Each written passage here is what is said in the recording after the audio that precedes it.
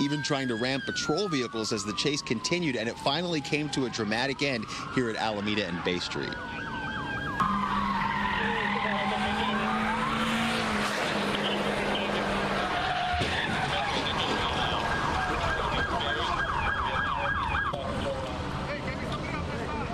And right after the crash, you can see the suspect out of the wrecked SUV, taking off his shirt near the damaged vehicles, all while an LAPD airship is still circling overhead. Meanwhile, one of the LAPD officers involved in the collision seen being helped out of a damaged LAPD patrol car and checked out right there on the sidewalk. This chaotic pursuit only lasting a few minutes.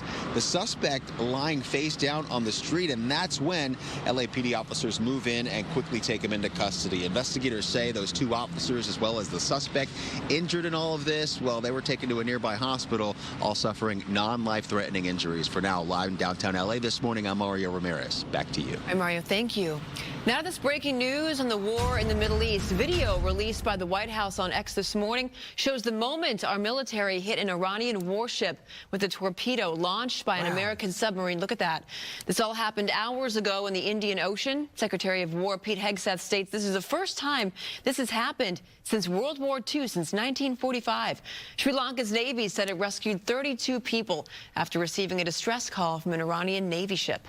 Just a couple of hours ago at the Pentagon, Secretary of War Pete Hegseth discussed the latest progress of Operation Epic Fury, now entering day 5.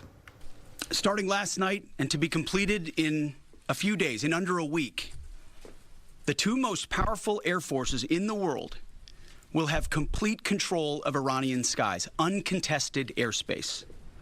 I hope all the folks watching understand what uncontested airspace and complete control means. It means we will fly all day, all night, day and night, finding, fixing, and finishing the missiles and defense industrial base of the Iranian military, finding and fixing their leaders and their military leaders. American airstrikes continue this morning with more warplanes arriving in the area. Iran's firing rate has reportedly declined since the start of the war just 5 days ago. The death toll in Iran is now over 1,000 people, and Israel says the next supreme leader will also be killed. 4 of the 6 American soldiers killed in the war have been identified by the Pentagon. From left to right there on your screen, Captain Cody Cork of Winter Haven, Florida, Sergeant Declan Cody of West Des Moines, Iowa, Sergeant First Class Nicole Amor of White Bear Lake, Minnesota, and Sergeant First Class Noah Teachins of Bellevue, Nebraska. They were members of the Army Reserve killed Sunday during a drone strike on a military facility in Kuwait. 2 other soldiers in the attack have not yet been identified. All right, back here at home, we're feeling the conflict at the gas pumps. Yeah, we've got Gigi live with more on how they're kind of going up, just as you're doing your reports this morning. Gigi, good morning. They are going up across the country. Bob and Jen, good morning. Good morning, everyone. We're in Van Nuys this morning, where we've been checking gas prices. Take a look at this video. We started about a mile and a half away, but let me show you what gas is going for at Costco. Now, normally at membership clubs and independent gas stations like Costco and Sam's Club, you'll find lower gas prices. This morning, we found a gallon of regular gas going for $4.35 at Costco, while premium was being sold for $4.69, while just a mile and a half away at the mobile gas station on the corner of Sherman Way in Sepulveda, gas was 60 cents a gallon more. A regular gallon of gas, $4.95. So it does pay to shop around. Now, rising tensions in the Middle East after Israel and the U.S. launched strikes against Iran are being felt here, 7,600 miles away, hitting people in the pocketbook as the price of crude oil goes up, up, up. And analysts say it's expected to get even higher. Here are the latest average fuel prices from AAA. In L.A. County, a gallon of gas, this is the average price. Keep in mind, you'll find it cheaper at Costco and Sam's Club or more expensive at some other gas stations. But the average price, $4.80. That's up 8 cents alone from yesterday. In the OC, $4.74. It's up 7 cents a gallon from yesterday. Riverside County paying an average of $4.68 a gallon, while in San Bernardino County, they're paying an average of $4.66 a gallon. That's also up 8 cents. And in Ventura County, we're seeing a gallon of gas go for $4.72. But again, analysts say those prices will go up. The national average yesterday jumping 12 cents, and it's on its way for another double-digit increase today. So oil prices sharply higher are already leading to consumer pain points as gas prices and diesel prices begin to jump. And keep in mind those summer blend fuel prices, well, those are quickly approaching, and they're usually higher in the summer here in California. Now, we're not the only ones feeling the pain at the pump. At least 5 other states have seen higher increases, led by Ohio, which saw a jump of 23 cents a gallon. They're still paying about $3.04, but keep in mind everything is relative to cost of living and salaries. So for them, 23 cents a gallon, that's a lot of money. Reporting live in Van Nuys, I'm Gigi Graciette. Back to you. Sure is. All right. Thank you, Gigi. Meantime, a project promised to transform travel at one of the world's busiest airports is still sitting silent. The LAX People Mover is years behind schedule and nearly $1 billion over budget. It was supposed to open 3 years ago. The People Mover is designed to carry tens of thousands of passengers daily above airport traffic, straight to rental cars, ride shares, and Metro Line areas. While it looks done, no opening date has been announced. Just annoying. We can't really get stuff done very quickly, and that's a shame. I mean, that's unfortunate. If there's something avoidable they could have done to get it ready in time. Using taxpayer money for something and not doing what they said they're going to do isn't great. So. But I don't know. I'm sure there were factors involved. I'm disappointed about that. Although the Olympics, that's 2028. Maybe it'll be ready by then. By June. It was supposed to open up in the springtime. Now I hear June, so we'll see. Are you optimistic? You think it'll happen? We got to be optimistic, right? It's not clear yet when the People Mover could open, but a lot of experts think opening in time for the World Cup is a far shot. Mm-hmm. Okay. Still ahead, how a student's homemade lab triggered a hazmat situation in Irvine. And less than 100 days until the kickoff of the FIFA World Cup, how local kids are getting in on the excitement. So we'll have more on that. But first, let's go to our Fox in the Sky. Stu, to check on our morning commute. Fox on the ground. I'm ground fox today. I got to tell you, that clouds came in. It's cold and a lot of cloud cover out here in Van Nuys. But Sky Fox traffic brought to us by My Home Sold. Can't show you anything, but I can take you to some traffic hotspots. Let's do that. Hello, I'm Adrian Hernandez with MyHomeSold.com, and we want to buy your house cash. We'll give you a cash offer for your house today. Sell your house the easy way with no commissions, no fees, no repairs. For free, no obligation, cash offer. Go to MyHomeSold.com.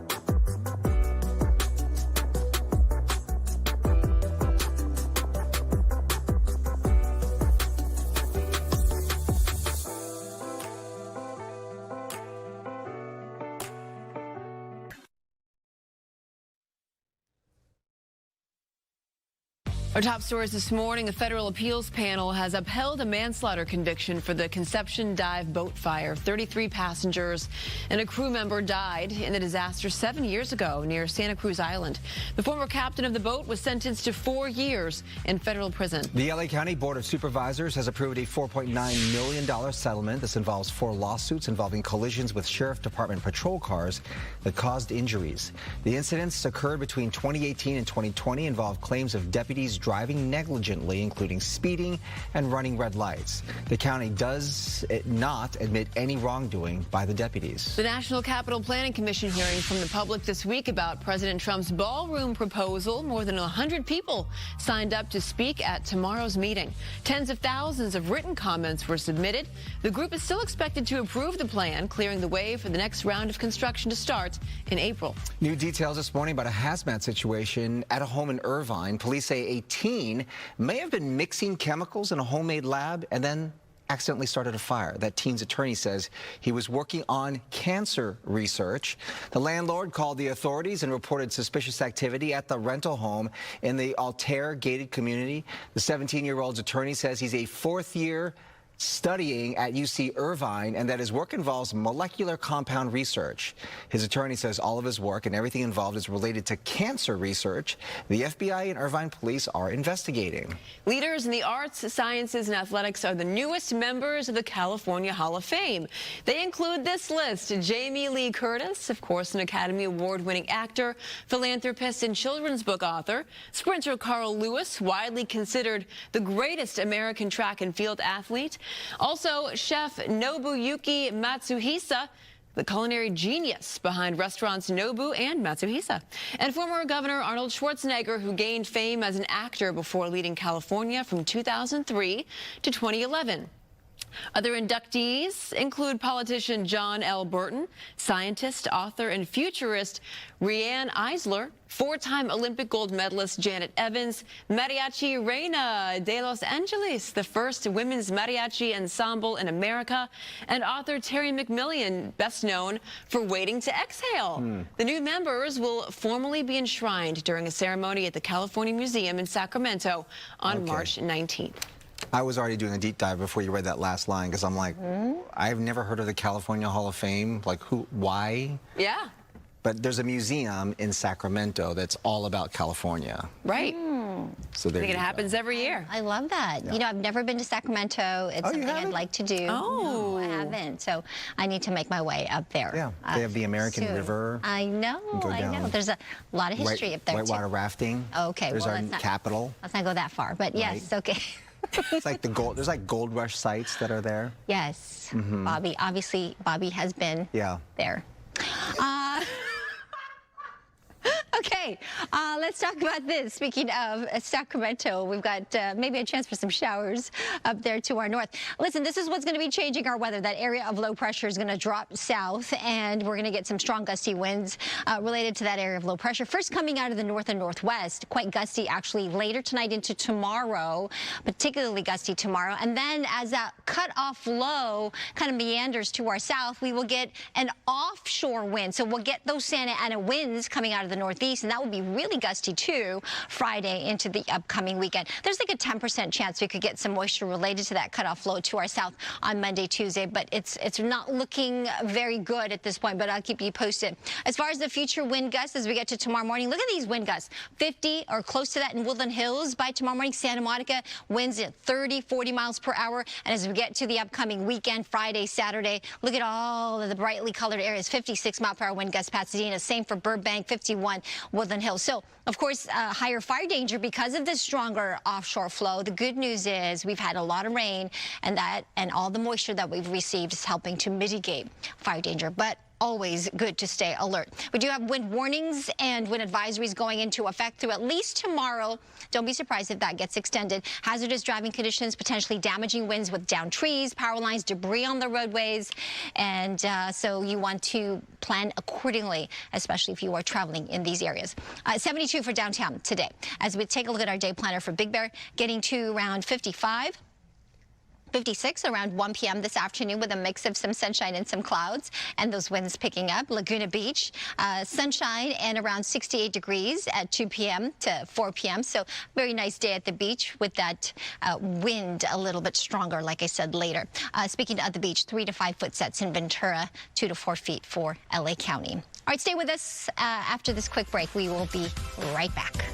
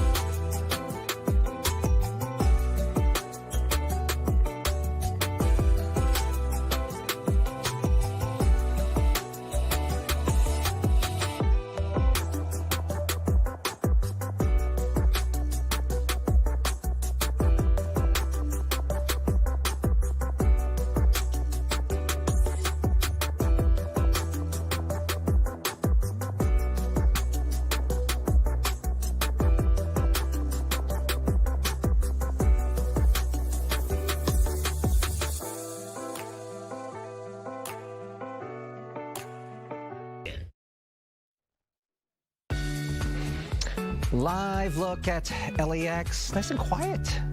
Where's the people mover? Well, we all know. We all know that's not getting done anytime soon. Yeah. Unfortunately. Unfortunately. Clouds there this morning. Why Stu's grounded. Pre-orders for the Apple iPhone 17e are now underway. It's a cheaper model of the iPhone 17 with 256 gigabyte base storage, which is considered more than sufficient for moderate users. Prices start at $600. The biggest thing missing from the cheaper version is the dual ultra-wide camera. The device is scheduled for purchase starting next Wednesday. What's the E stand for, do you know? Extra. I don't know. I just made it up. It's just the next expensive. Yeah, expensive. Okay, so a new spring menu for Starbucks has arrived. The coffee chain changing it up with endless ways to chai. You can customize sweetness and spice levels and add flavor to chai lattes. There are some new toasted coconut flavored items too. Pretty good. Lavender is back, and there's a new frog-shaped cake pop. It's probably good. But again, I ask you, where is that bear? Where is the bear? Bring back the bear. Don't know. A company headquartered in Santa Cruz taking its rideshare services to the skies. Uber partnering with Joby Aviation to offer customers air taxis. Riders will be able to book these all-electric air vehicles on the Uber app.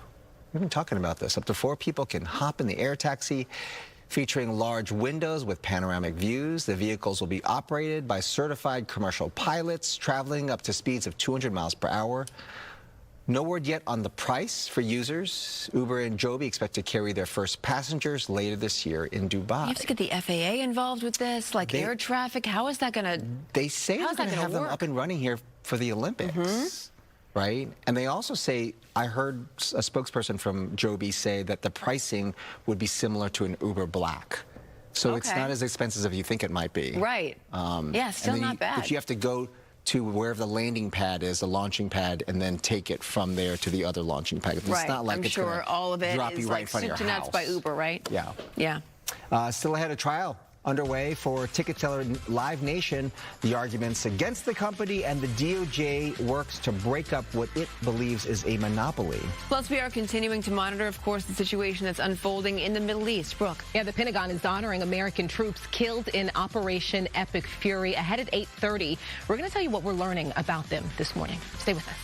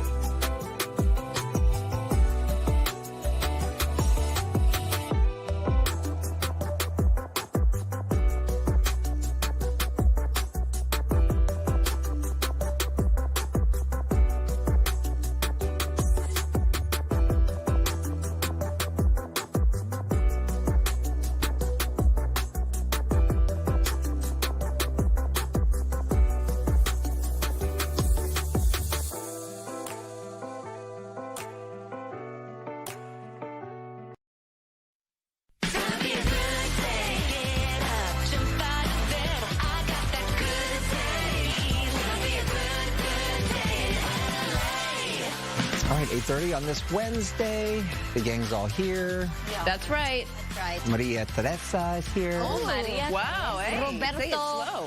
Ong. You remembered. This is Roberto Ong. That's your middle name? That's your middle name. It's my mom's maiden name. Yeah. O-N-G? O-N-G. O-M-G, O-N-G. That's half right. Chinese. Wow. Yeah, very good.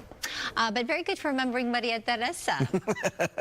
My uncle named me. He was hoping I would become a nun. Right. That did not happen. No. There's still time. I don't think so. I don't think so.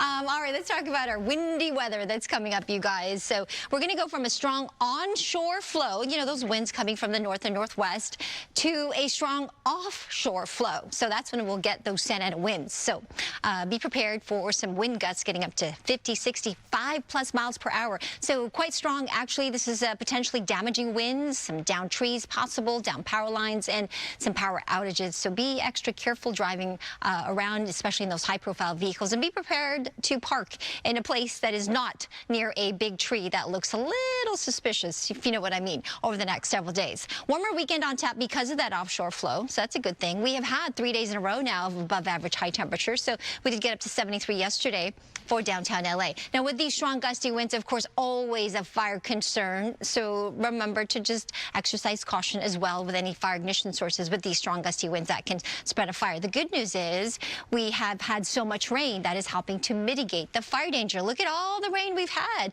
Every single month we have had an above average rainfall for the month, with the exception of January, but still all of this combined, we have received over 18 inches of rain so far. So that is a good thing. We have a surplus now of over 7 inches. 72 expected today for downtown. Our sun will set around 5:52. These are the other highs we're expecting today. Pretty nice, actually. 76 in San Bernardino, 73 in Burbank, 79 Woodland Hills, to that 85 in Palm Springs. All right, let's head back over to Samada, get a look at our traffic conditions now. Hey, Samada. Good morning, Marie. Good morning, everyone. And yes, another caution to be careful driving through Arkansas passes with the winds that are on the way. But right now, we still have eyes on this earlier collision. Fatality crash, northbound side of the 101 at the 405 Caltrans, still has one lane shut down until further notice, and still a really difficult drive along the valley floor. Look at the back-to-back conditions there. And you look at this latest collision, dump truck versus a trailer, northbound side of the 15 at Harufa Avenue. We've got speeds down to about 16 miles per hour. Make sure you plan ahead for that if that's part of your route. And give yourself extra time. Still really difficult. 54 minutes leaving downtown through Mid-City to get to Santa Monica, right there at the 405. Northbound 110 from the 405 coming inbound. Go ahead and give yourself a little over 33 minutes. Watch those winds. Back to you. Samada, thank you. We're learning more now about 4 of the 6 U.S. service members killed in the Iran war on Sunday. Yeah, the other 2 have not been identified as they continue to try to notify next of kin. But Brooke is here with more on how they're being remembered this morning. Yeah, you know, you guys were talking earlier this morning about, like, have you ever cried at work? All the time. Just moments ago. You know, it's just like you're reading news stories, you're thinking about people, and when I'm in my office, you have this time for the words to sit with you even more so. You know, this is heartbreaking. Those 4 U.S. soldiers are being remembered this morning as loving, devoted parents and reservists. We know they worked in logistics and kept troops supplied with food and equipment. Sergeant First Class Nicole Amor was just days away from returning home to her husband and her 2 children when that drone hit a command center in Kuwait, killing her and 5 others. We're told she loved gardening, making fresh salsa with her son from the peppers and tomatoes in their garden. That son, by the way, he's a senior in high school. Her husband's words really broke my heart. You know, he said she was almost home. He went on to say, you don't go to Kuwait thinking something's going to happen, and for her to be one of the first, it hurts. Sergeant Declan Cody was one of the youngest in his class at just 20 years old. He had just told his father last week he was so proud he had been recommended for a promotion from specialist to sergeant. Cody's father says he was very good at what he did, saying, I just remember all of our conversations about what he was going to do when he came back. By the way, he still got that rank posthumously. Captain Cody Cork was very patriotic. He enlisted in the Army Reserve and joined a Florida Southern College's ROTC program. His mother says he felt a calling to serve his country. His family described him as the life of the party, known for his infectious spirit, generous heart, and deep care for those who served alongside him, and for everyone blessed to know him. Sergeant First Class Noah Tegence was from Bellevue, Nebraska. According to a Facebook page, he was married with a son. The Philippine Martial Arts Alliance wrote about him in a Facebook post, saying he carried the same values: honor, discipline, service, and commitment to others on the mat and as a soldier. Chairman of the Joint Chiefs of Staff Air Force General Dan Kane spoke about the Army Reservists this morning. To the families of our fallen, we grieve with you today, and we look forward to welcoming your family members home at Dover in the coming days. As Bob was mentioning earlier, they are waiting until they can notify next of kin to give the public the names of those other 2 service members who were killed in this attack in Kuwait. Army Secretary Daniel Driscoll said these men and women all bravely volunteered to defend our country, and their sacrifice will never be forgotten. Yeah, it's kind of sad. You know, when I was in the military, we didn't have that much communication with back home. You know, we could get like we got letters and things like that. But now with people they're talking to their loved ones daily, right? And so you're sitting there, you're working, and then the next day they're gone. That's really what broke me this morning. Sergeant Amore's husband, he talked a little bit more. He said that he had just talked to her the day before. They were having a casual conversation about what she was going to do when she came home, about she had tripped and fallen the day before their conversation. And, and he said she didn't call the next morning, It's a reminder of how quickly life can be extinguished like that. And I'm sure their families are just looking at their photos up on the screen and hearing the chairman of the Joint Chiefs of Staff read their names out loud. It's probably a surreal experience for all of them. When you're a senior in high school, you feel like you're grown, right? And when you're in your 30s, you realize that they're babies. It's like breaking my heart thinking about the fact that there's a baby in high school, and his mom is not coming home. That's right. And what's also interesting is that they worked in logistics, so they were working they weren't actively they didn't have the boots on the ground, combat. like I said. That's what her husband said. You don't logistics and support. Didn't even have a fear. Those drones. All right, thank you, Brooke. Thank you. Happening today, Elon Musk is expected to take the stand in a trial focused on him buying Twitter. Twitter investors are suing Musk, saying he manipulated the social media app's price leading up to his acquisition in 2022. Musk is accused of publicly attacking Twitter to try to drive down its market valuation so he could purchase it at a lower price of $44 billion. The tech billionaire has denied those claims. In New York, a landmark antitrust trial now underway that could reshape the concert ticket industry. The government, as well as dozens of states, are accusing Live Nation of illegally dominating the live music industry. Prosecutors argue Live Nation's ownership and management of concert venues limits competition and drives up ticket prices. This comes nearly 4 years after Ticketmaster's site crashed during sales for Taylor Swift's Eras tour, which the DOJ claims is evidence of what happens in a monopoly. However, the company claims the artists and the free market should set ticket prices.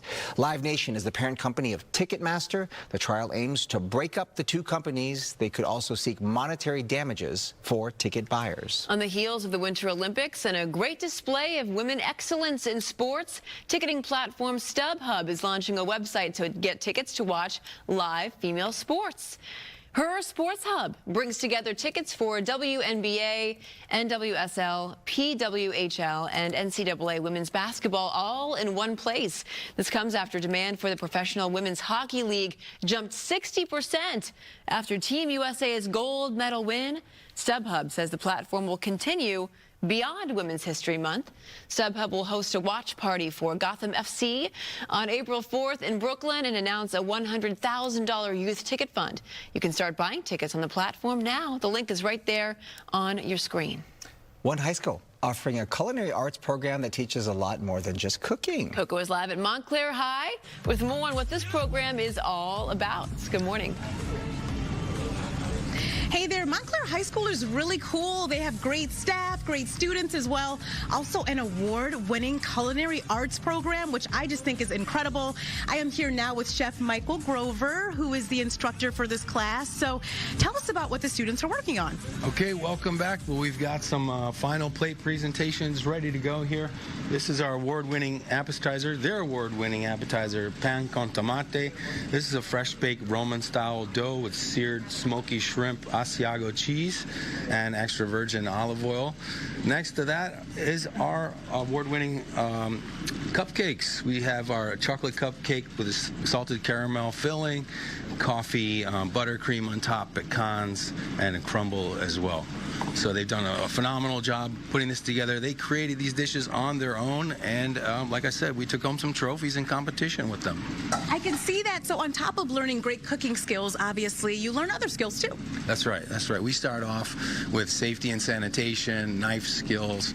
We really stress the importance of group collaboration, participation, communication, and like I said, we've got that 35-minute window of production time that they've got to get it on the plate. So we're moving pretty fast daily. I love it. Working under pressure really well. I'm also here with Dr. Matthew Holton, who is the superintendent. So why is it important to have classes like this in the district? Well, first of all, good morning, and thank you for being here highlighting Chef Grover and the talented Montclair students. We think it's important that students graduate from our districts college ready and career ready. And this is one of our career programs that we're so proud of. And students will be able to be a part of this program, learning the technical skills of being able to be in a culinary program and be able to graduate not just with the academic skills, but also with some of those career skills. I love that. And I want to introduce you to Vivian over here, who is a senior working on an amazing dish. Hey, so tell us about what you like about being part of this program. What I love about being part of this program is the people I get to meet along the way, the new experiences, the information I get to have from judges. It's just new ways to learn, and being able to be a part of this is such a great way to be a part of the community as well. Well, I love that. Thank you so much, Vivian, and congratulations to you preparing to go to med school as well. So I think that that's really cool. A lot of the students here love cooking, but they also have other passions as well, which we'll be excited to see them really grow into in the future. So shout out to all the students here and their amazing dishes. You can see Ethan finishing up that dish here, and this is Connor and also Andy. You met Eleanor earlier and Michaela as well. So lots of great students here, a fantastic program at Montclair High School. I'll send it back to you. Looks so good. Finished product. I see it. Awesome. We made muffins. I know. Doesn't it look great? Muffins in home ec. Kind of reminds me of Chopped. We made muffins in home ec. They're making these like gourmet meals. Look at that. Coco, bring that back to the station, please. That looks so good. That is. Yeah. I'm probably going to eat it all, guys. I'm sorry. I don't blame Just being honest. Do your thing. Do it. Okay, thank you, Coco. So a well-loved burger spot from Napa Valley is coming to L.A. Gott's Roadside will open this Friday at the original farmers market. Gott's is famous for putting a California wine country spin on classic diner food. It's a big move for the restaurant, which started in 1999. What a good year. Has since grown across the Bay Area. The menu will include popular items like burgers, milkshakes, along with options for vegetarians and those who are gluten-free. They're already planning a second SoCal location in Santa Monica set to open this fall. Oh, that looks good, too. There's salad. You got to get to Gott's. I got to go. I feel like there's going to be a long line. I'm sure there will be. You remember when we got the diner? Yeah. Never heard of it, though. Yeah. Have you heard of Gott's before? I haven't heard of Gott's. Yeah. There's so many. That diner turned out to be like, you know, on social media, viral, trending. Helen and Max, right? Helen and Max. Yeah. Yeah. You cannot get a spot. I know. If only we knew somebody. Next time he comes on, Phil Rosenthal, I'm going to ask him for a little VIP treatment. Yeah. Good morning to you. Entertainment is sponsored by Yamava Resort and Casino. Okay, we're going to talk movies for 8 a.m. Now, while winter is leaving and not coming, Game of Thrones, the film, is.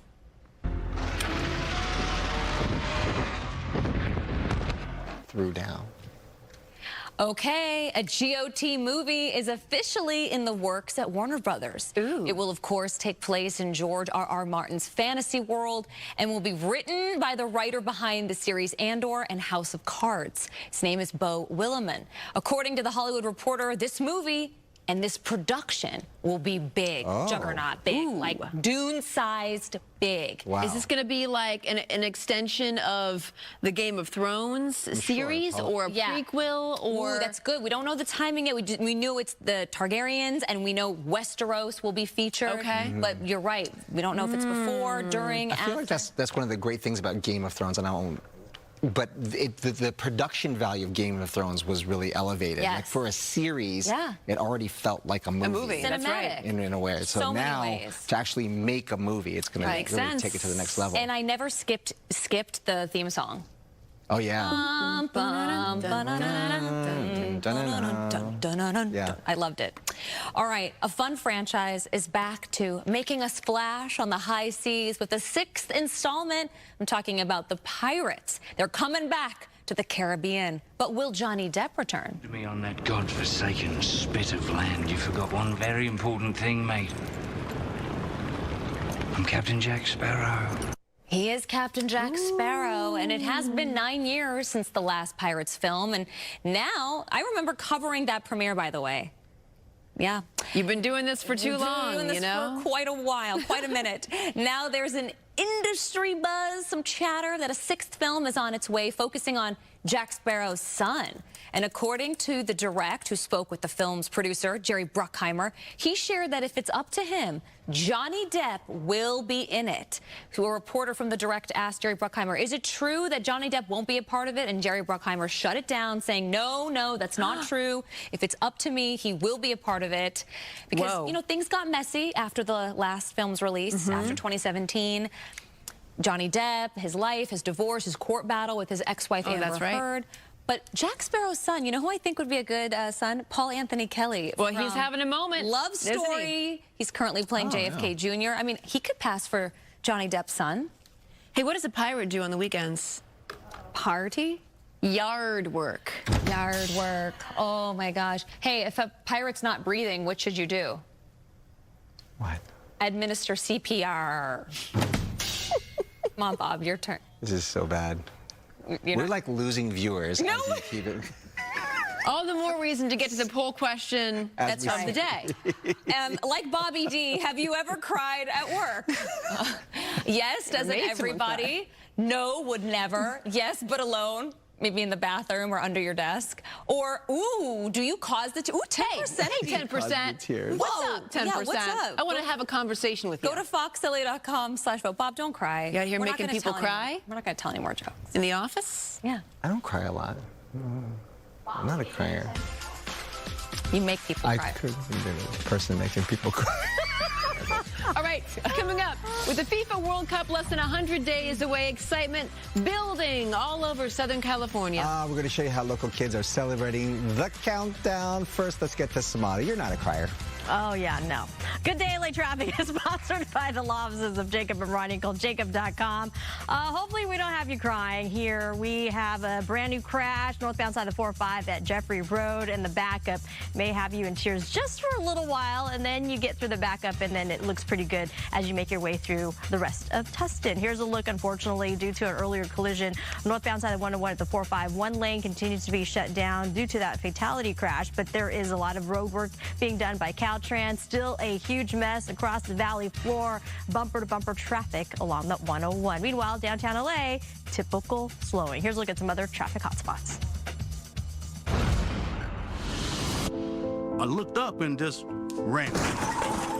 Maybe we need to seek somebody who does have the expertise to be able to guide us through the process. If you're getting to an accident, you're in good hands by dealing with Jacob and Ron. Call Jacob.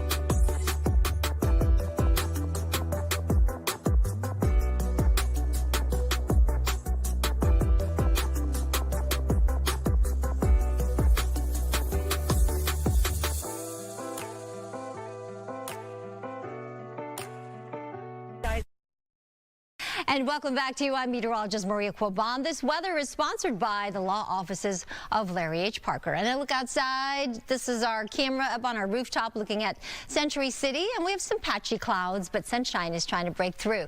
We've got an area of high pressure here just offshore, but we're watching this storm system that is up to our north right now. This is what's going to really kick in the winds. The winds out of the north and northwest later today, tonight into tomorrow. These wind gusts to get up to 50, even 65 miles an hour. And then those winds will shift and move out of the northeast and will be just as gusty, if not even stronger, as we get into Friday into the weekend. So we do have high wind advisories and wind warnings going into effect. Right now it's until Thursday, but I would not be surprised, of course, if that gets extended through the upcoming weekend. Hazardous driving conditions, down trees, power lines, certainly possible debris on the roadways, and a few power outages. So potentially some damaging winds coming up. 3 to 5 foot sets for Ventura County beaches, LA County 2 to 4, 1 to 3 feet, Orange County and San Diego. And those temperatures on the coast will be around 66 degrees, warming up to the 70s. Don't forget this weekend we have our time change. This is when we spring forward an hour. So Saturday night before you go to bed, make sure you adjust your clocks. And also on Sunday, this will be tough for the runners for the LA Marathon. So watch where you are planning to go.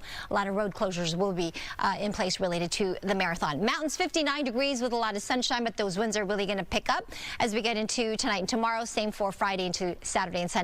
High desert 71 degrees with a lot of sunshine. There's a slight chance we could see some showers by late Sunday to Monday, but it's really slight at this point. The low desert 85 degrees in Palm Springs. Back to you. All right, Maria, thank you very much. Well, with the FIFA World Cup now less than 100 days away, excitement building across Southern California. And to build on that momentum, former U.S. national team stars are joining hundreds of local kids to celebrate the countdown and inspire the next generation of players. Fox 11's Christine Devine shows us how the future of the game is on full display. With less than 100 days to go until the FIFA World Cup, the countdown kicked off in Long Beach, not inside a stadium. Boys in this line, girls in this line. But on the field with the next generation of players. More than 100 kids from the Boys and Girls Clubs of Long Beach joined Fox Sports and former U.S. national team stars for a high-energy soccer forward fest, a day of drills, games, and inspiration.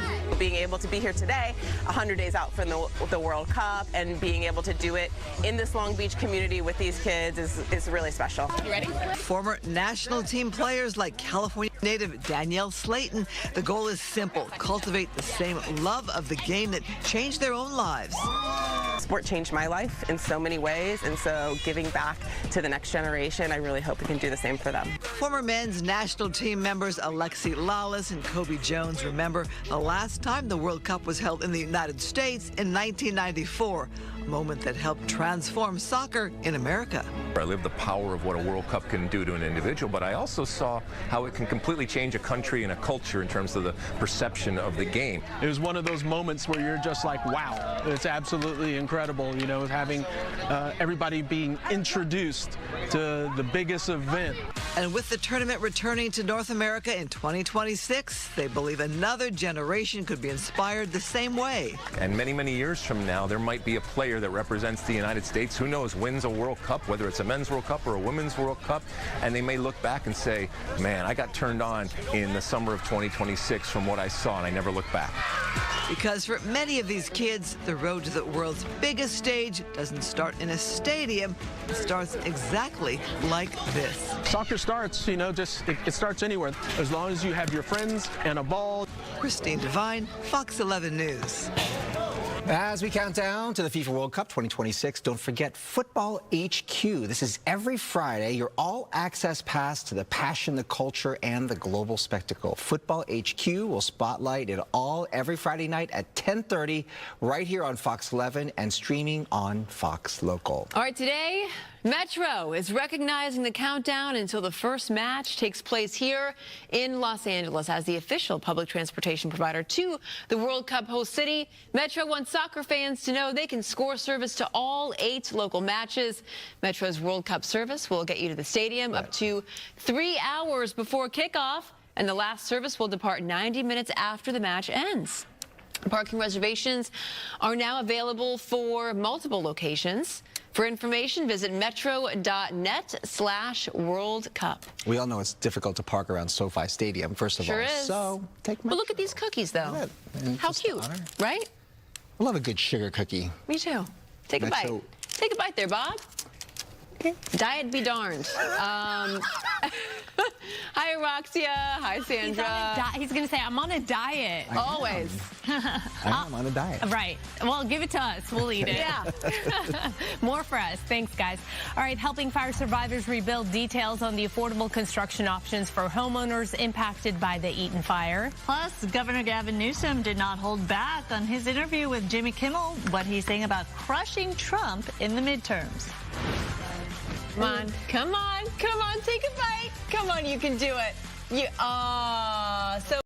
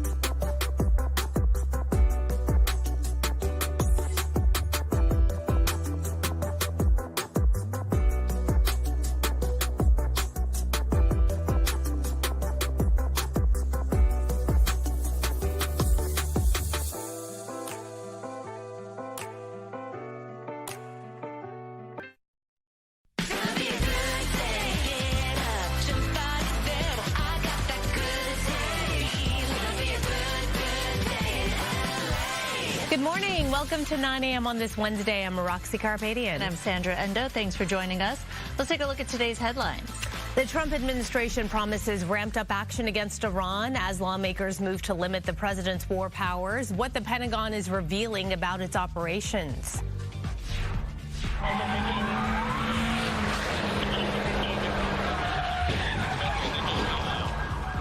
An insane pursuit ends in a violent crash in downtown LA. As you saw right there, what led up to this wild scene? And concerns at the center of OpenAI amid rising tensions in the Middle East, why demonstrators are raising alarms over a new defense contract. First, though, we got to talk weather with Maria. Yeah, get ready for some very strong gusty winds. We're going to be talking about it over the next several days. Right now, it's not too strong yet.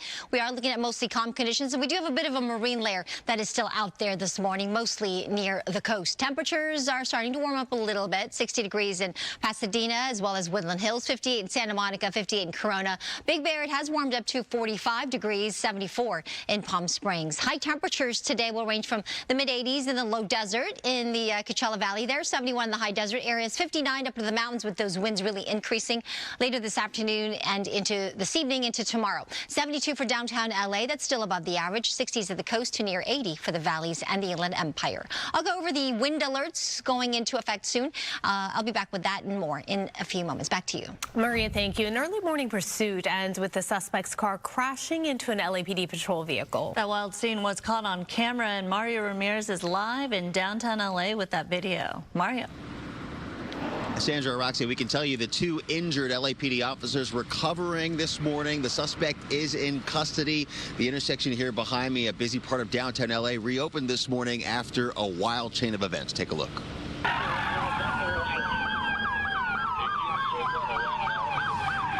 These tense moments as a police chase through downtown LA intensifies. The driver suddenly making a U-turn in the middle of the street while officers close in. This all started around 1:30 this morning after LAPD received reports of gunfire at the produce markets near 7th and Alameda. Investigators say the violence started with an argument over a parking space when witnesses say the man pulled out a handgun and fired multiple rounds towards several people in the area. A security guard called police and gave a description of the suspect vehicle as it sped off. Officers from LAPD's Newton and Central Division then spotted the white SUV and triggered a pursuit. The driver at times even trying to ram patrol vehicles during the chase. That only lasted a few blocks before it came to a violent end here at Alameda and Bay Streets.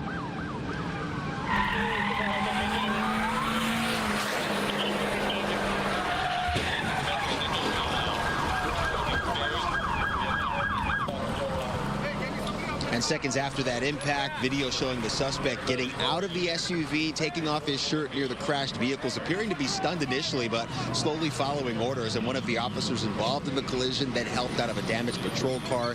He's checked out right there on the sidewalk before he and another officer are taken to the hospital. Now, police say the driver could face a series of charges here, including assault with a deadly weapon, evading an officer with reckless driving, and possible weapons-related charges connected to that earlier shooting.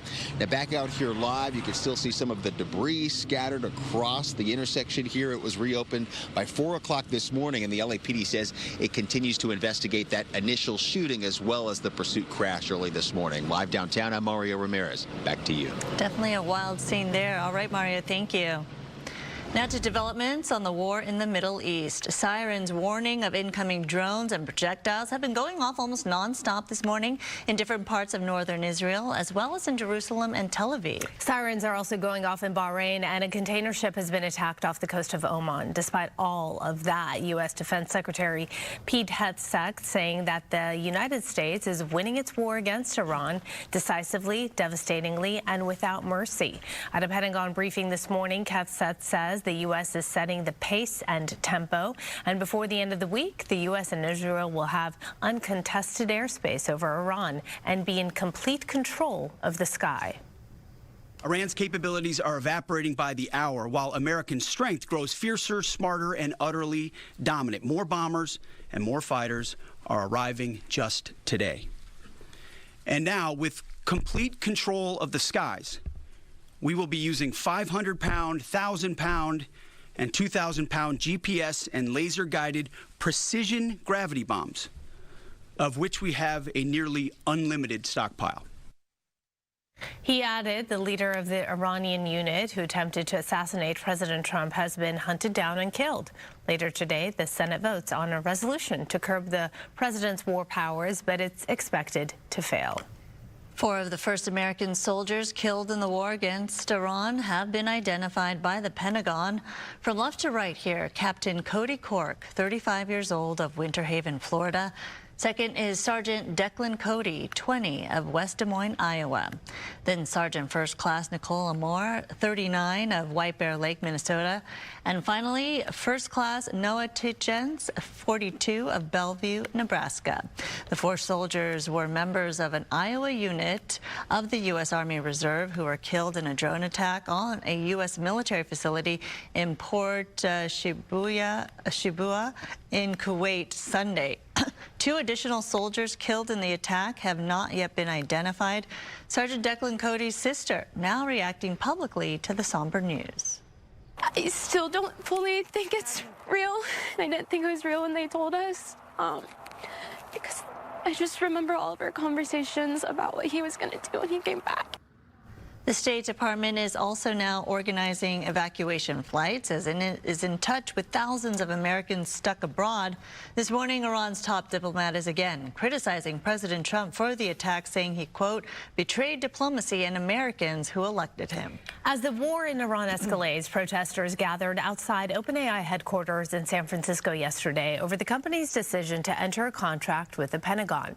Demonstrators tied to the group Quit GPT voicing concerns about the use of AI technology, surveillance, and lethal autonomous weapons. All of this comes after OpenAI CEO Sam Altman admitted the company's initial agreement with the government was both rushed and sloppy. The public pushback over the move, the company revising its contract with the Defense Department, adding so-called red lines that prohibit the use of OpenAI tech for high-stakes automated decisions or the direction of autonomous weapon systems. But those attending yesterday's demonstrations were not convinced.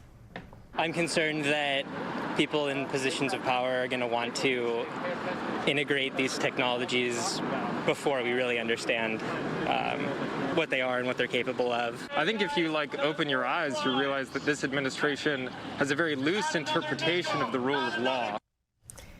In the contract, OpenAI explicitly prohibits any use of its technology by the Pentagon for mass surveillance. OpenAI says that if any of its red lines are violated, its contract with the Pentagon could be terminated.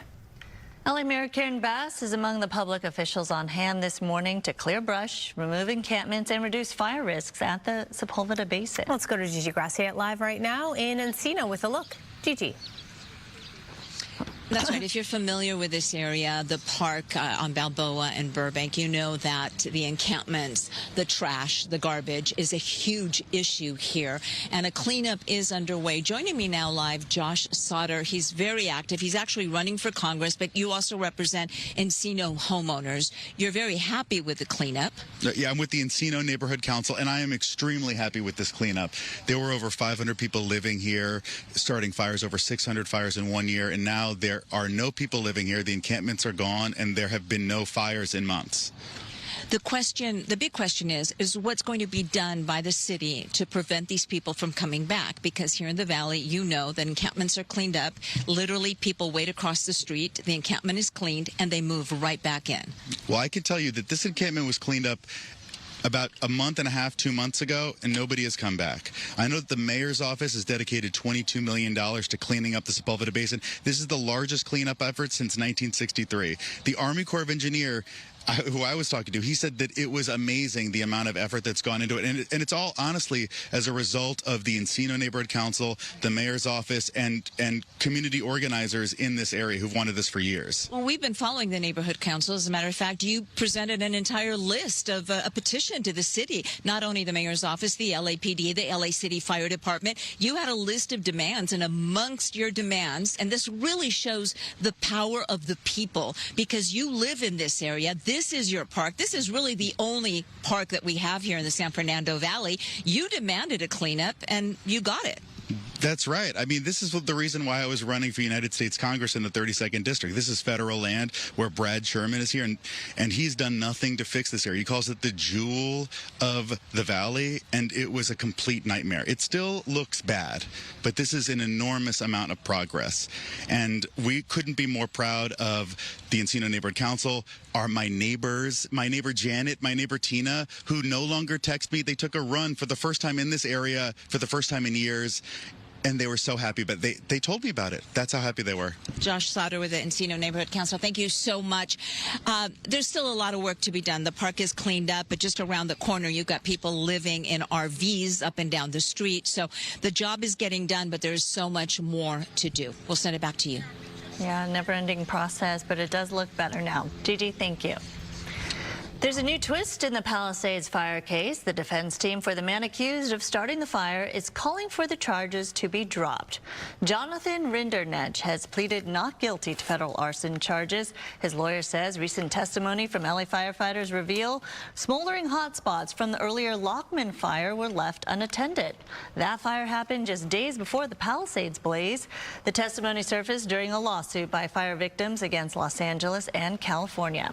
The defense team says this new information shifts responsibility to the fire department and weakens the case against Rindernech.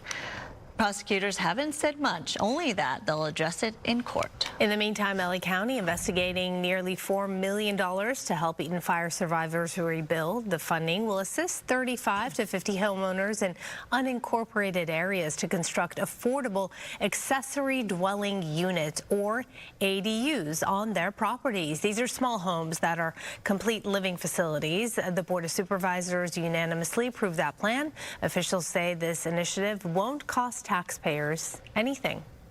Coming up, Amanda's got your entertainment headlines after the break, including how Harry Potter is coming to the Cosm. First, though, let's talk traffic with Maria. Yeah, we've got some traffic. Good Day LA traffic is brought to you by DTLA Law Group Accident and Injury Attorneys. As we take a look at our real-time traffic map here, we're going to zoom in on that SIG alert. This is that earlier fatality crash on the North 101 at the 405, the backup actually all the way to the 134 and past the 170. So please try to avoid that area. That right-hand shoulder lane is blocked with a lot of slowing still related to that. As you look at our drive times here, this is on the westbound 10 heading out of downtown towards Santa Monica between the 5 to the 405. It is extra slow, 47 minutes there. Northbound 110 between the 405 to the 10, 29 minutes. Here's some other traffic hotspots. This broadcast is locally sponsored by DTLA Law Group, Auto Accident and Injury Attorneys. Have an injury? Text Injury Help to 40222 or visit us online at calldowntown.com. Message and data rates and usage may apply.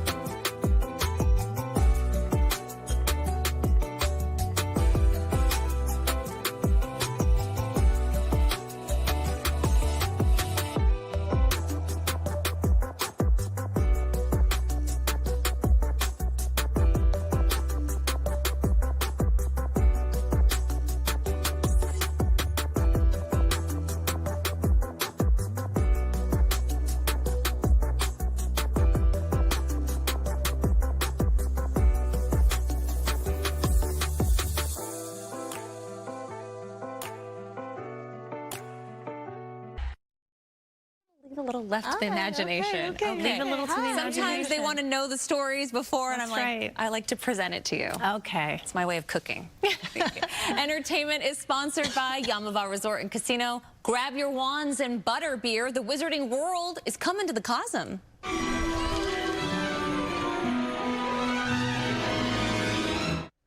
Okay, you remember your house? Yeah. Gryffindor. And you right. remember yours? No. Hufflepuff. And I'm Ravenclaw. So with all that, Harry Potter and the Sorcerer's Stone will be released at Cosm's Los Angeles, Atlanta, and Dallas locations for their shared reality venues on May 7th.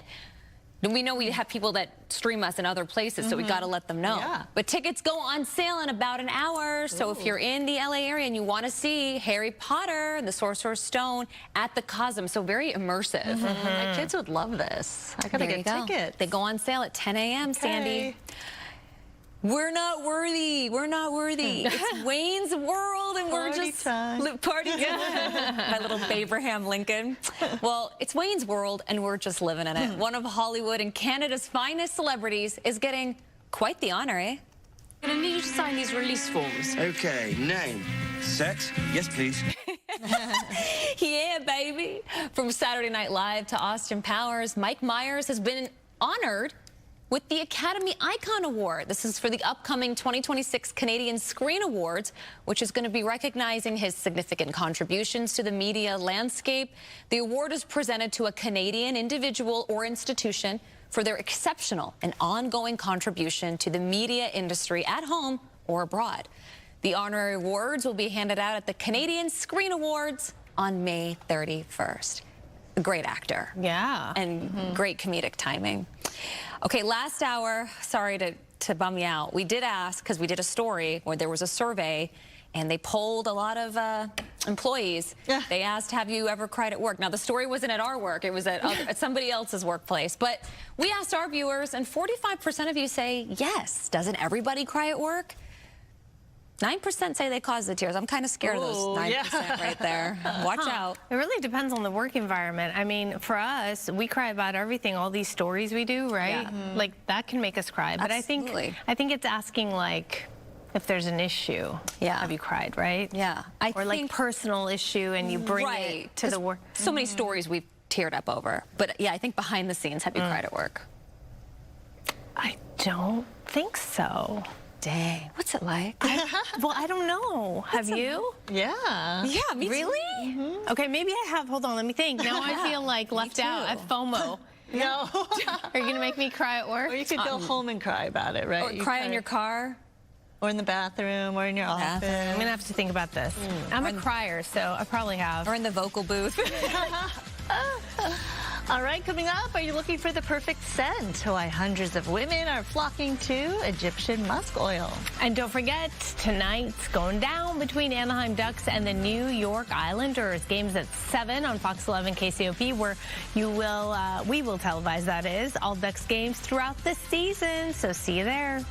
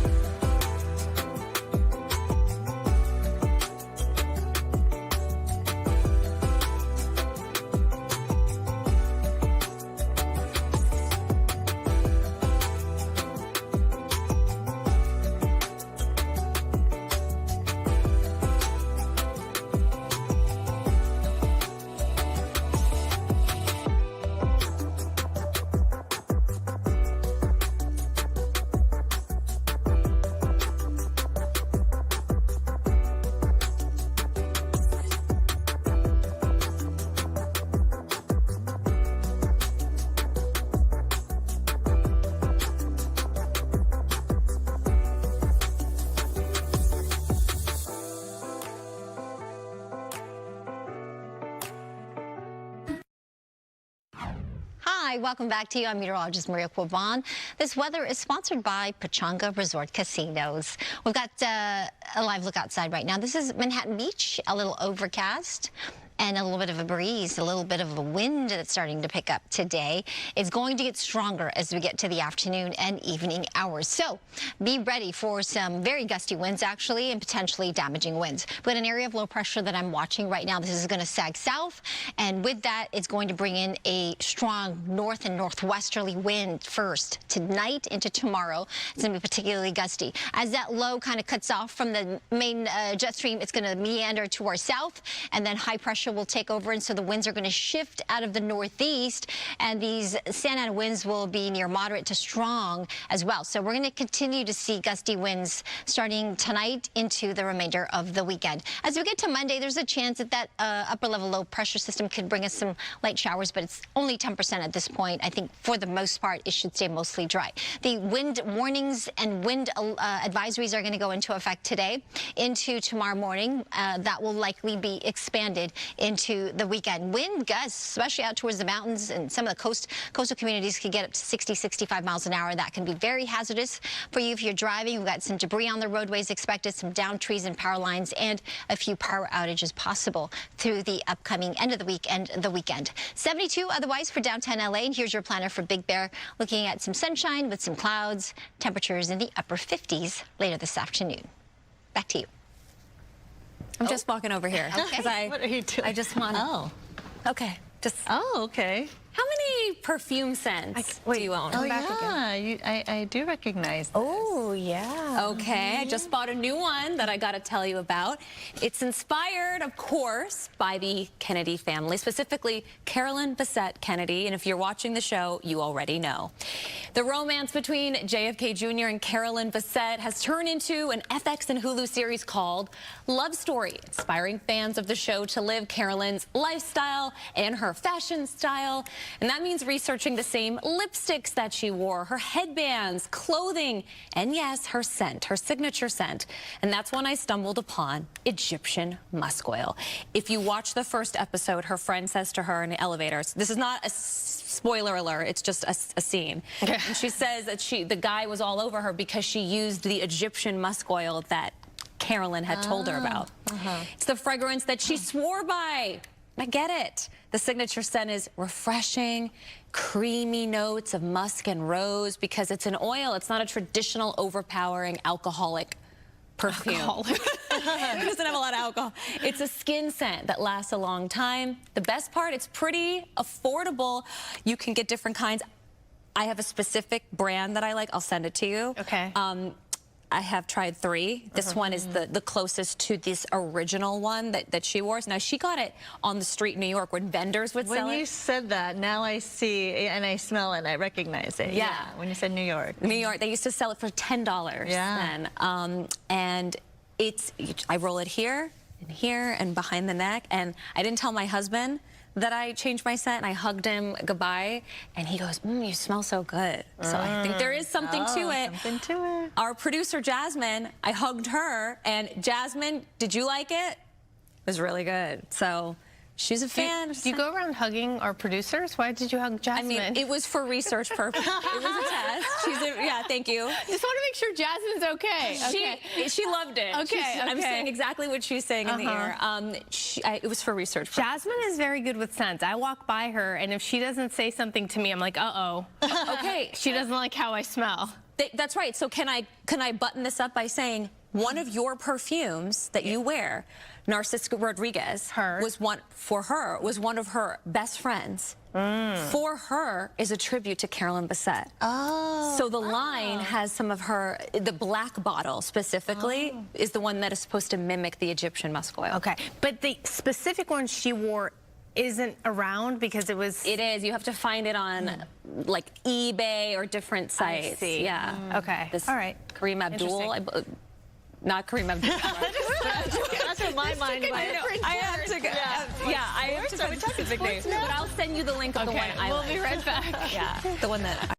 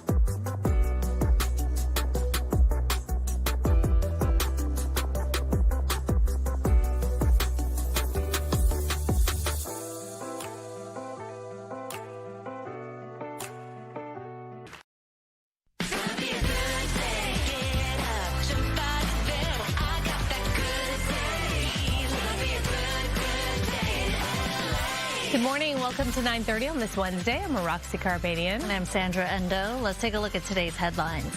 A multi-billion-dollar rail project hits another delay at LAX. What we know about the long-awaited people mover. Plus, the race for California governor heating up. The bold message from the state's Democratic Party chair. And the U.S. and Israel are ramping up strikes in Iran as the country works to select a new leader. I'll have the latest on the conflict escalating across the Middle East this morning. But first, Maria has a look at the forecast. Yes, and we're going to talk about some very strong gusty winds. That's right. We're going to go from onshore winds coming out of the north and northwest to the offshores, the Santa Anas, as we get into Friday and the upcoming weekend. And it will be potentially damaging winds gusting near 60 to even 65 miles an hour. The offshores, of course, will warm our temperatures up, and it will keep it to above average. And that's what we got the last 3 days. We've had 3 days in a row now for the month of March being above normal, and our rainfall totals are also above average, which is a good thing because that does help to mitigate fire danger. We have had every single month since October above normal rainfall totals, with the exception of January, which is still significant of almost 2.5 inches. Our season thus far over 18 inches. That gives us a surplus of over 7 inches of rain. 72 is what we're expecting for downtown, so similar to yesterday. It's above the average of 69. The sun will set at 5:52. That's when the winds will really start to increase, so keep that in mind as you plan ahead. 74 in Santa Clarita, 79 in Woodland Hills, to that 85 in Palm Springs today. Back to you. Breaking news right now. Fox News confirming major multi-agency raid is underway in Carson, where authorities say 2 suspects were operating unlicensed elder care and hospice homes. The Sheriff's Department, along with federal partners, arrested at least 2 people after investigators found elderly patients severely malnourished, neglected, and denied medical treatment. Sources say caregivers were allegedly hired off the streets without licenses. 7 patients were rescued from 4 homes, with 4 taken to local hospitals. The investigation is ongoing. Developing news, a police pursuit in downtown LA ends with a suspect colliding with an LAPD patrol car. The crash is caught on camera, and Mario Ramirez is live in downtown LA with the video. Mario.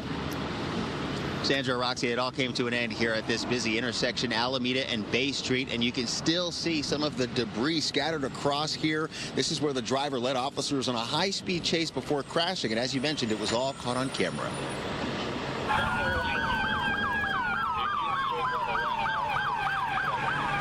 The suspect making a dangerous U-turn right there in the middle of the street as officers close in. This all started around 1:30 this morning. Reports of gunfire at the produce markets near 7th and Alameda. An apparent argument over a parking space that ended in shots fired. LAPD officers from the Newton and Central divisions quickly spotted the white SUV and started a pursuit. Investigators say the driver behind the wheel was trying to ram police vehicles as that high-speed chase continued, and it finally comes to a dramatic stop with this crash.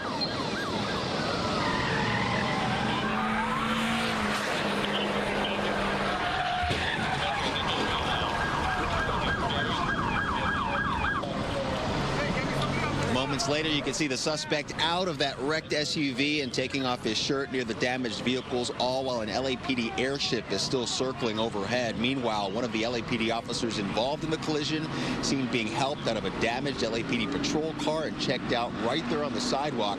LAPD investigators say the 2 officers, as well as that suspect injured, all taken to a nearby hospital, suffering non-life-threatening injuries. For now, live downtown, I'm Mario Ramirez. Back to you.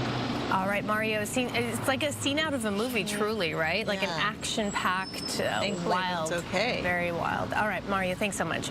U.S. military officials are responding to reports of a deadly strike on an Iranian girls' school. So let's bring in Brooke Thomas here, who you've been tracking everything that's been happening today, and everything changes minute by minute. Everything changes minute by minute. Yeah, let's talk about this. This attack killed at least 160 children. And the biggest question this morning is, will there be any accountability? Secretary of War Pete Hegseth, he was a bit evasive answering a BBC reporter's questions on this topic this morning. All I can say is that we're investigating that. We, of course, never target civilian targets, but we're taking a look and investigating that.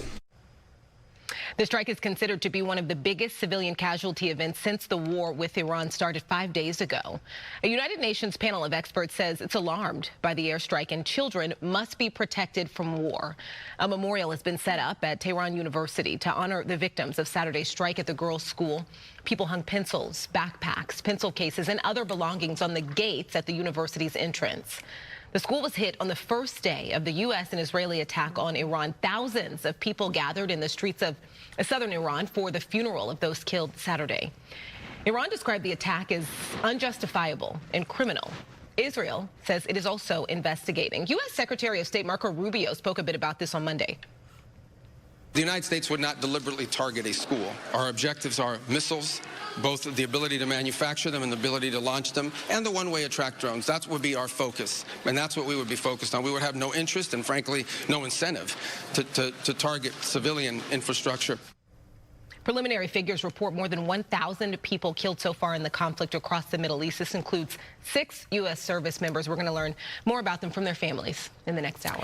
You know, that girls' school and the tragedy of that, it was tough to hear the news and see those images on Saturday, because Saturday is when everything was happening, and that is where you saw so many people here in the diaspora celebrating this moment of excitement that they found out the Supreme Leader had been killed. At the same time, there was news of that happening to that school, and it was such a juxtaposition of emotions. It's horrifying. And it's just a reminder of the collateral damage. Oftentimes the collateral damage is always the innocent, right? It's just heartbreaking. That phrase, when no one wins in war. Absolutely that. Yeah. Yeah. Yeah. You think about children being at school, you know, there's this air of even if, you know, you don't live under the safety of the United States of America, there is still that hopefulness that children have. You know, you think you're just at school. Safe haven. Right. Yes. They'll be safe. And it's also interesting that there's still no answer as to who's responsible. There's so much information that's coming out of what's being done, yet the information on this investigation hasn't seemed to have moved forward. Everybody's investigating, everybody's condemning. Right. No one is willing to share any bits of their investigation. Well, I mean, it doesn't look good, obviously. Yeah. All right, Brooke, thank you. New this morning, U.S. and Ecuadorian forces have launched joint operations targeting suspected narco-terrorist groups in Ecuador. U.S. Southern Command saying the mission is part of a broader crackdown on transnational drug trafficking organizations across Latin America and the Caribbean. The announcement follows dozens of recent U.S. strikes in the region targeting suspected drug smuggling vessels. A project promised to transform travel at one of the busiest airports in the world is still sitting there undone. The LAX People Mover is years behind schedule and nearly $1 billion over budget. It was slated to open 3 years ago. The People Mover is designed to carry tens of thousands of passengers daily above airport traffic straight to the rental car area and ride shares and Metroline areas as well. While it looks done, though, no opening date has been announced. Just annoying. We can't really get stuff done very quickly, and that's a shame. I mean, that's unfortunate. If there's something avoidable they could have done to get it ready in time. We're using taxpayer money for something and not doing what they said they're going to do isn't great. So, but I don't know. I'm sure there were factors involved. I'm disappointed about that. Although the Olympics, that's 2028. Maybe it'll be ready by then. It's unclear when the People Mover could open. It's more than 90% done. There's been conflict between the LAX World company that is in charge of this and contractors here. So many experts think it will not be open in time for the World Cup. The midterm elections officially kick off with voters deciding a heated Texas primary race. State Representative James Tallarico defeated Congresswoman Jasmine Crockett in the closely watched Democratic Senate primary. In a speech to supporters, Tallarico vowed to help Democrats win their first statewide race in over 30 years. This morning, Crockett released a statement conceding the race and asking Democrats to unite for the future of Texas and the nation. Earlier, Crockett hinted at a possible lawsuit over voting issues, but hasn't confirmed her plans. On the Republican side, incumbent John Cornyn and Texas Attorney General Ken Paxton are heading to a May runoff for the GOP Senate nomination. Both are now seeking President Trump's endorsement. Cornyn is looking to win a 5th term. He's trying to avoid becoming the first Republican senator in Texas history to seek re-election and not be renominated. Here in California, low-polling Democratic candidates for the governor are being urged to step aside. California Democratic Party Chair Rusty Hicks sounding the alarm. He's worried too many Democrats could split the vote, allowing Republican Steve Hilton and Chad Bianco to claim the top 2 spots in the June primary that's coming up. Hicks put out an open letter Tuesday calling on Democrats to drop out if they do not have a viable path to the general election. Analysts say that it all comes down to math. The crowded Democratic field is expected to divide 60% of the vote. Republicans, 40%. The deadline for a candidate to officially file their name on that ballot is this Friday. Paramount's bid to buy Warner Brothers Discovery is gaining momentum. FCC Chairman Brendan Carr told CNBC the $31 per share offer is cleaner than Netflix's earlier proposal, which raised antitrust concerns. Paramount plans to merge its streaming service with HBO Max and release 30 films every year. Analysts see fewer regulatory hurdles compared to Netflix's bid. Some lawmakers warn of potential higher prices and reduced competition. The deal still faces scrutiny, though, but Carr expects a quicker approval process in all of this. One high school offering a culinary arts program that teaches a lot more than just cooking. Coco McAvoy live at Montclair High with more on what this program's all about. Hi there, Coco. Hey there, Montclair High School has an award-winning culinary arts program, and the food is delicious. I actually tried it, so I can say that with certainty. I am here now with Chef Michael Grover, so we've got quite the display here. That's right. Well, we moved on to breakfast pizza now, so all 6 variations that you see here were their own concept, created, designed, hand-mixed. Look at the rise on that crust, just beautiful, very unique and individual. They've done a phenomenal job. Yes, phenomenal job indeed. And I'm also here with Lino Gomez, who's the principal. So why is it important to have a program like this here?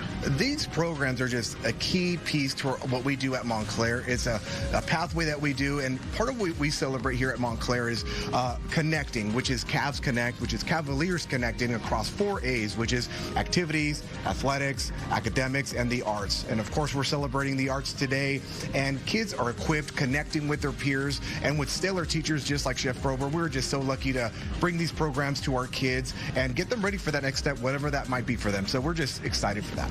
Well, I love that. I have to introduce you to some of the students, of course, so we're going to go down the line here. Samantha, I'll start with you. If you can talk about what you like about the program.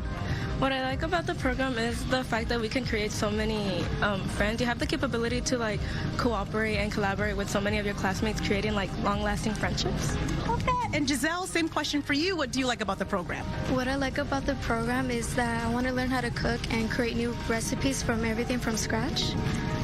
Joanna, what do you like about the program? Something I like about the program is being able to have the opportunity to basically get what I learned from home into school, and I don't know, just kind of have fun at school. I love that. Have fun at school. Angel, what do you like about the program? What I like about this program is that I'm able to hone my skills through this class to be able to participate in the future food industry. Cameron, what about you? What do you like? Being able to get my hands dirty and cooking is one of the most favorite things I like to do.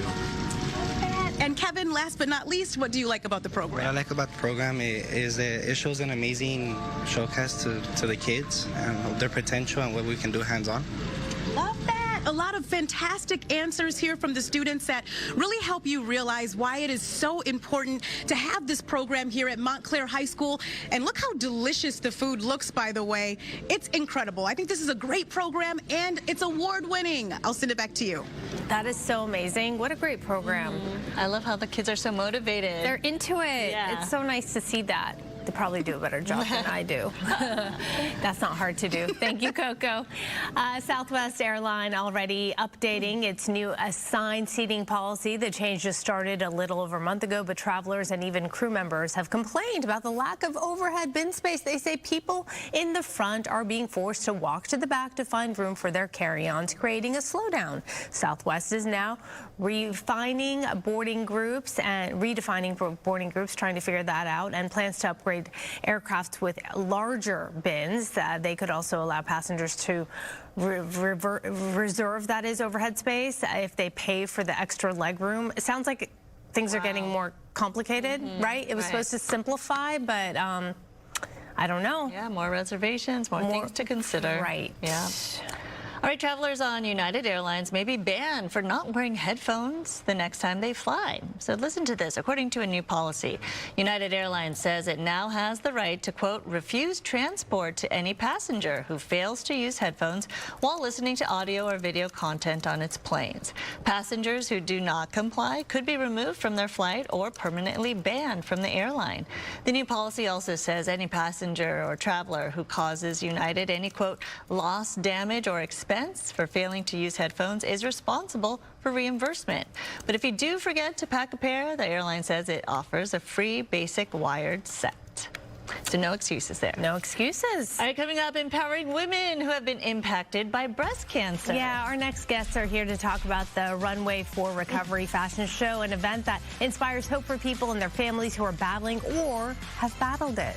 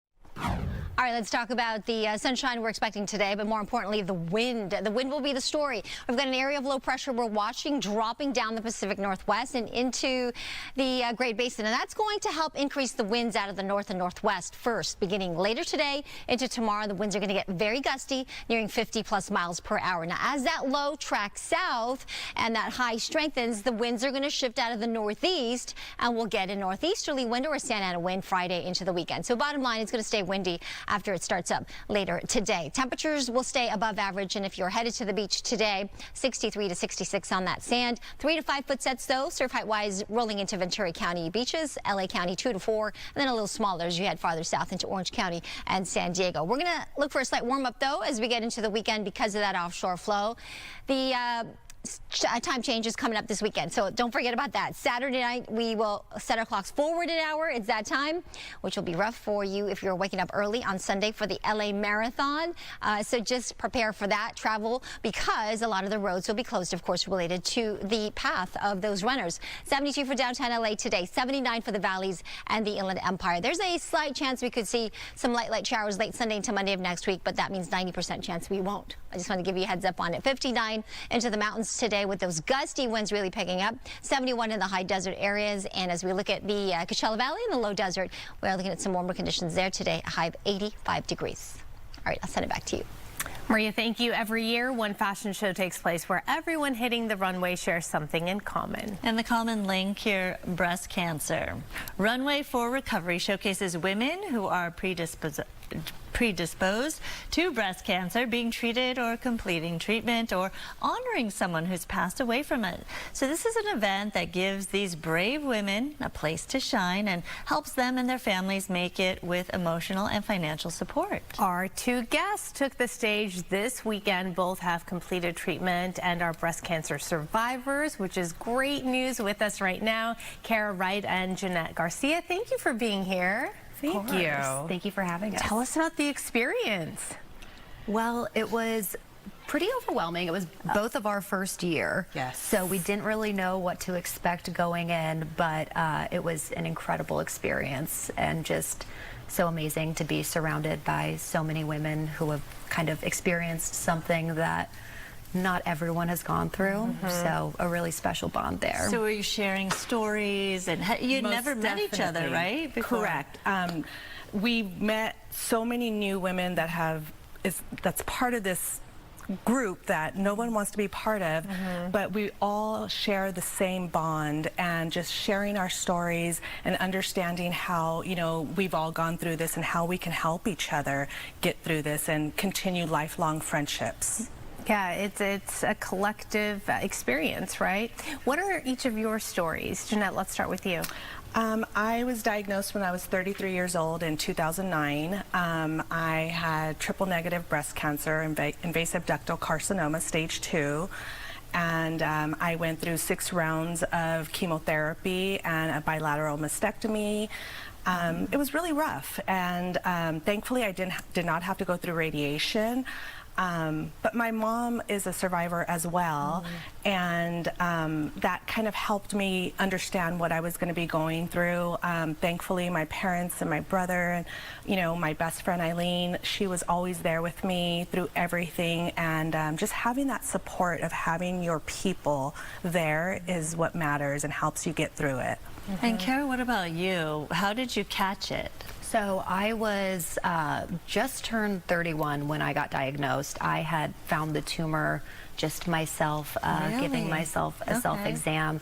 By the time I found it, I was stage 2 as well. I was estrogen, progesterone positive, and I did the bilateral mastectomy and 4 rounds of chemotherapy.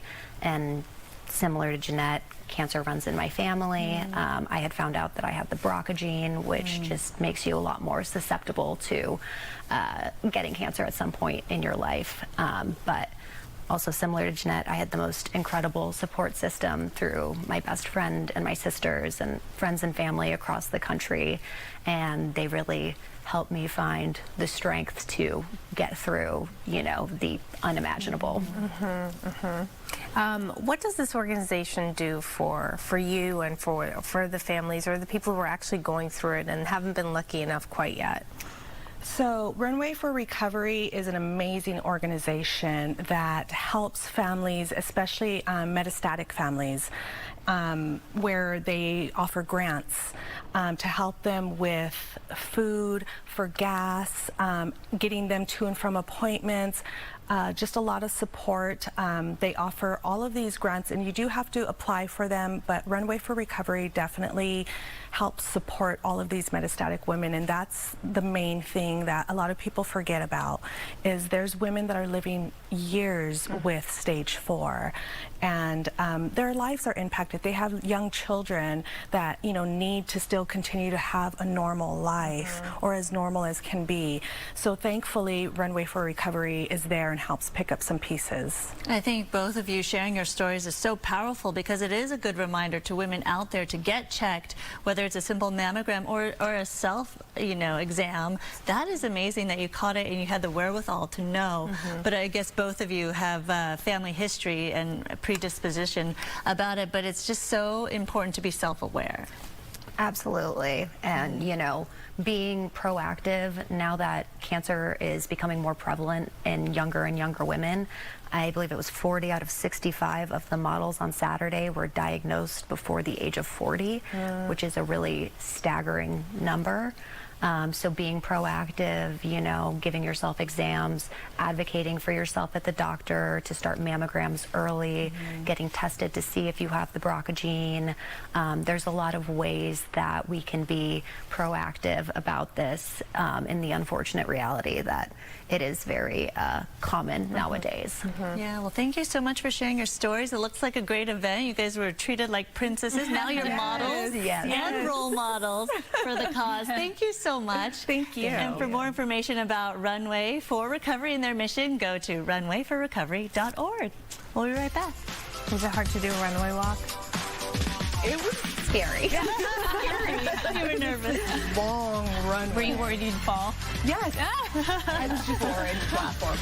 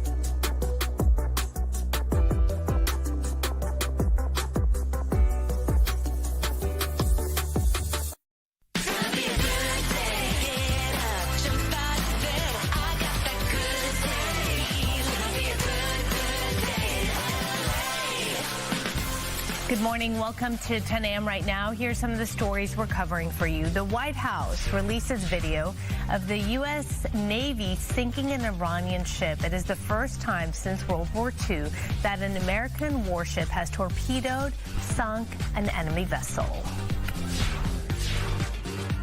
And a big cleanup is underway in Encino at the park. Mayor Bass talking about it right now as the cleanup of homeless encampments continues.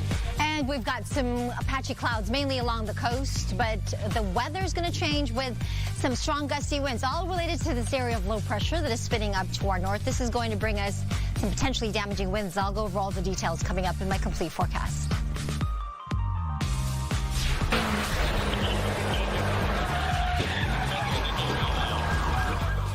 A wild police chase through the streets of downtown LA ends in a violent crash. As you saw right there, the mundane issue that triggered the shooting in a dangerous chase. We do begin with some breaking news. Fox News can confirm a major multi-agency raid underway in Carson, where authorities say 2 suspects were operating unlicensed elder care and hospice homes. The Sheriff's Department, along with federal partners, arrested at least 2 people after investigators found elderly patients severely malnourished, neglected, and denied medical treatment.